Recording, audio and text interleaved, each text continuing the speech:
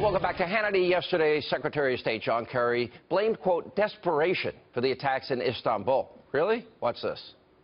Daesh and others like it know that we have to get it right 24/7, 365. They have to get it right for 10 minutes or 1 hour. So it's a very different scale. And if you're desperate, and if you know you're losing, and you know you want to give up your life, then obviously you can do some harm. Now, while Kerry purports that ISIS is losing and acting out of desperation, well, the CIA director is telling a very different story. Watch this. The ISIL-generated engine of foreign terrorism outside of Syria and Iraq still has a lot of momentum that we cannot rest at all. We have to increase our efforts. It would be surprising to me that ISIL is not trying to hit us, both in the region as well as in our homeland. Here now with reaction, the author of Defeating Jihad, The Winnable War, the Distinguished Chair of Military Theory at Marine Corps University, and that's Dr. Sebastian Gorka. You know, this is like saying, again, it's not radical Islam. Don't say Sharia. Don't say Jihad, we're just discussing, or the JV team, or they're contained. I don't understand how you can make the case that they're desperate when there's almost now an attack a week. What's your response? Sean, my response is you are applying common sense, and common sense has been banished from the White House and the cabinet.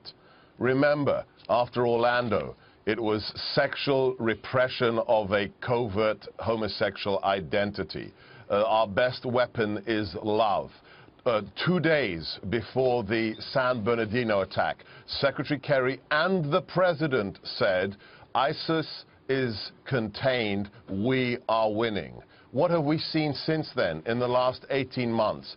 2 attacks in Paris, an attack in Brussels, San Bernardino, Philly, now Orlando, and yesterday Istanbul. Doesn't sound to me like their style is being cramped at all. They are attacking wherever they wish to attack, and they're taking the war to the infidel, which includes here in America, Sean. They created the vacuum in Iraq and Syria, which we were discussing.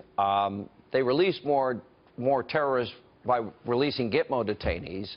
They referred to them as JV team. They said they're contained, as you point out. I don't know any aspect of this war on terrorism that they're getting right, and they won't even say radical Islamic terrorism. Now, you have written a book, Dr. Gorka, and you say we can defeat these people. What would it really take to win? Well, number one, it would take leadership. It would take a leader in the White House who admits we are at war and an individual who wants to win. So that's number one. Secondly, we have to jettison political correctness. This whole censorship for the last 7.5 years, when the enemy says, I'm a jihadi, and the administration says, no, no, no, they're just unemployed and uneducated. That has to be thrown out of the window. Then we have to empower our Muslim allies to fight this war, the Egyptians who have been rejected by the White House, the Jordanians, the Sunnis of Iraq, embed our special forces. We don't want to be the face of this war, but we have the experts, the special forces guys from Bragg, from Little Creek, the people who can be the spine of that coalition. And then lastly, we have to destroy the brand, because killing terrorists isn't enough. I don't have anything against it, but stacking them like cordwood doesn't work when they can keep on recruiting new guys. So we have to destroy the ideology. Because of your background, you're the Distinguished Chair of Military Theory. Here's my fear. 58,000 young men in America got killed in the Vietnam War, and we pulled out. We didn't finish the job. In Iraq, I don't like the same thing. Same story. We won Mosul, Fallujah, Ramadi, Tikrit. I've met kids that lost their legs, had their faces blown up, had lost their arms, and we lost nearly 5,000 kids. So my question is, we cannot ask these brave men and women to fight anymore if we don't have the goal to see it through. And it seems that as soon as a battle becomes politicized, inevitably we're going to pull out. Is there a way to defeat these people without watching, as we did in Baghdad and Ramadi and Mosul, these kids going door to door? In other words, is the new era of modern technology and modern warfare going to prevent us from having to send in all these ground troops to accomplish the mission and actually win? Technology is useful, but it's not a panacea. Ever since McNamara, we've had this disease that we think the latest platform, the latest algorithm will save us. At the end of the day, Sean, it is a man with a gun, with the boots on the ground. But it doesn't have to be our men or Marines or infantry. And that's what Trump is saying. Right, but it doesn't have to be our guys. It has to be the local Sunnis with us at the six, with us providing the expertise and the training. But look at the Saudis. I mean, you talk about the Sunnis. Okay.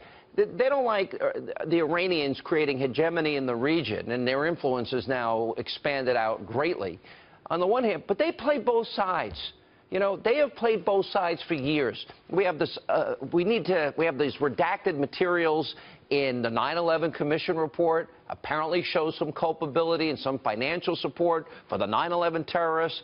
You know, that's frustrating to me. I don't see that the Saudis are willing to put boots on the ground. I don't see that countries in the region are willing to put boots on the ground. The Saudis are not going to save us. Absolutely right. They've been playing a double-edged game for the last 20-odd years. I'm talking about the people who want to be on our side, the people I've worked with. Oh, well, number one, the Jordanians, incredible special forces. That's true, and al-Sisi is a pretty brave, you know, he's been more outspoken against Islamic terrorism than Obama.